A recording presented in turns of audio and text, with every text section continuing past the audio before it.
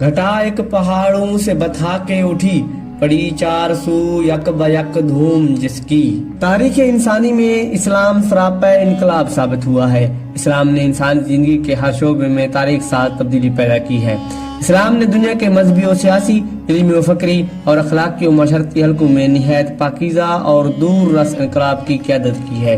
जिंदगी का ऐसा कोई गोशा नहीं यहाँ तक आफताब इस्लाम की गिरने ना पहुंची हो। कबल-ए इस्लाम पूरी दुनिया की मजहबी, अखलाकी, माशरती, सियासी और इल्मी हालत निहायत अबतर थी।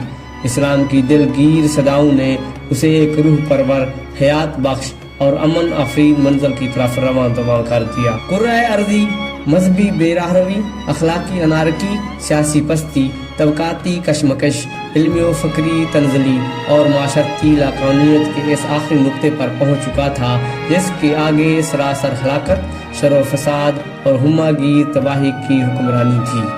इस्लाम ने दुनिया को इस मुहिब सूरत हाल से निकाल कर सुरखरुई और सरफराजी अता की। इस्लाम से पहले और बाद की इल्मी तारीख का अगर तकाबली जायजा लिया जाए तो बहुत वाज़ेह तौर पर महसूस होगा कि इस्लाम का ज़हूर तारीख़ आलम का सबसे ज़्यादा सालिह इनकलाब साबित हुआ है। इस्लाम से पहले और इस्लाम के बाद की इंसानी दुनिया बिल्कुल मुख्तलिफ है। ज़माने के इन दोनों अदवार के माबैन इस्लाम एक वाज़ेह निशान इम्तियाज़ महसूस होता है। इस्लाम के बाद की दुनिया में इंसानी जिंदगी का हर पहलू खुशगवार इस्लामी इनकलाब की बाद बहारी से महक उठा है, ख्वाह वो मजहबी और सियासी पहलू हो या अखलाकी और माशरती हो या इल्मी और सियासी। यूरोप जिसकी ज़हनी तरक्की और इल्मी और फकरी बुलंदी की तारीख मुसलमानों के ज़ेरे असर चंद सौ साल पहले शुरू हुई और जिसका नुक्ता आगाज इनकलाब फ्रांस या इक़्तिसादी इनकलाब कहा जा सकता है। इससे कबल की तारीख को अहले यूरोप तारीख दौर या आज़मुनाए वुस्ता से याद करते हैं, जबकि हकीकत ये है कि इस्लाम की आमद से कबल ये तारीख की आलमगीर थी। लेकिन 7वीं सदी की इब्तिदा में जब जजीरा नुमाए अरब में आफ्ताब इस्लाम तलू हुआ, उसकी रोशनी के आखिर तक एशिया अफ्रीका के एक बड़े हिस्से को मुनव्वर कर चुकी थी। यह तारीखी सिर्फ यूरोप में छाई हुई थी और मुस्लिम, स्पेन और कब्रस ससरी के अस्तस्ना के साथ ये तारीखी वहाँ मुसलसल बाद की कई सदियों तक छाई रही। ऐन उस वक्त जब यूरोप तारीख दौर के अंधेरों में गुम था, इस्लामी तहजीब व तमद्दुन का आफ्ताब नस्फ़ नहार पर था और वह ज़माना तारीख़ आलम की मजहबी, सियासी, इल्मी व फिक्री तारीख का रोशन तरीन ज़माना था। मशहूर मगरबी मुफ़क्किर ब्रेंडरसन ने लिखा है कि 699 ईस्वी से 1000 ईस्वी तक के ज़माने को तारीख दौर कहने की हमारी इस्तिलाह मगरबी यूरोप पर नाजायज़ तरकीज़ की अलामत है। इस वक्त हिंदुस्तान से स्पेन तक इस्लाम की शानदार तहजीब फैली हुई थी। उस वक्त आलमी ईसाईयत को जो कुछ दस्तयाब नहीं था वो इस तहजीब को दस्तयाब था। हमें महसूस होता है कि मगरबी यूरोप की तहजीब ही तहजीब है, लेकिन ये एक तंग ख्याल है। ज़हूर इस्लाम से कबल दुनिया की मजहबी हालत निहायत खस्ता थी। अरब उस वक्त की आबाद दुनिया के वस्त में वाक़ था। वहाँ कुफ्र, शिर्क और जहालत और लाकानियत का दौर दौरा था। कत्ल गारतगरी, जुल्म और नाइंसाफी का राज था। अरब में एक दो नहीं हजारों बुत थे। सिर्फ खाना काबा में 360 बुत थे और हर घर का बुत अलग था।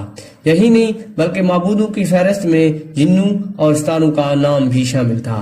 कहीं कहीं आफ्ताब परस्ती भी राई थी। रोम और ईरान उस वक्त दुनिया की 2 सुपर ताकतें थी और दुनिया के निस्फ से ज्यादा हिस्से पर इनकी हुकूमत थी, लेकिन वहाँ अखलाकी और मुरव्वत, अदल व इंसाफ का नामो निशान तक बाकी न था। रूम अपने कदीम यूनानी इल्मी व मादी तरक्यात के बावजूद इंतहाई जिल्लत व पस्ती में पहुंच चुका था। ईरान में आतिश कदे रोशन थे के आगे सर नियाज व खम किए जाते थे।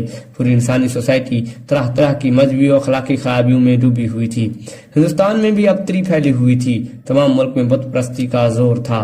सितारों, पहाड़ों, दरियाओं, दरख्तों, हिमानों, पत्थरों की परस्तिश की जाती थी। यहूदी कौम हजरत मूसा अलैहिस्सलाम की असल तालीमात भूल कर दुनिया के मुख्तलिफ गोशों और खित्तों में जिल्लत के साथ तर तर की ठोकरें खा रही थी।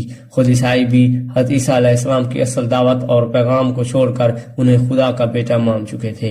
वो इंजील में तहरीफ कर चुके थे। इज़्म चंद सौ साल की आबोताब के बाद तेजी से रूबे ज़वाल था। बुद्ध मजहब के पेशवा खानकाहों में त्यागी बनकर बैठ गए थे। گوتم بدھ جو شرک کے خلاف مشن لے کر آئے تھے، ان کے ماننے والوں نے خود ان کی پوجا شروع کر دی تھی۔ 7ویں صدی عیسوی تک روئے زمین پر کوئی ایسی قوم نہیں جو مزاج کے اعتبار سے صالح کہی جا سکے، نہ کوئی ایسا دین تھا جو انبیاء کرام علیہ السلام کی طرف صحیح نسبت رکھتا ہو۔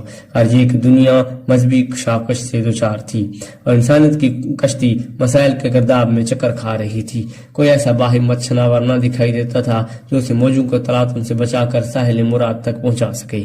مایوسی کے اس عالمگیر سناٹے میں سرائے عرب سے ایک صدا بلند ہوئی، اے لوگو، یہ رسول تمہارے پاس تمہارے پروردگار کی طرف سے حق لے کر آ گئے ہیں، آپ ان پر ایمان لے آؤ کہ تمہاری بہتری اسی میں ہے۔